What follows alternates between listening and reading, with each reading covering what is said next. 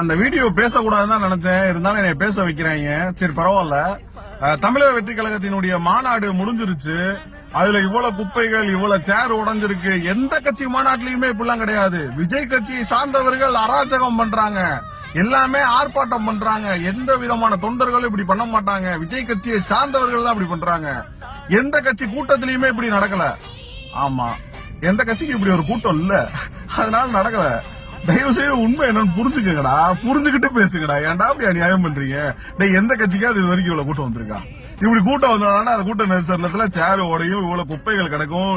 அவையவே அங்க நிக்கிறதே புசுர கொடுத்து நின்றுகிட்டு இருக்கேன். அவ்வளவு கூட்டம் இருக்கு. ஏன்னா இதுக்கு முன்னாடி உங்க கட்சியில இவ்வளவு கூட்டம் எல்லாம் வரலடா. பரமா புரிஞ்சுக்கடா.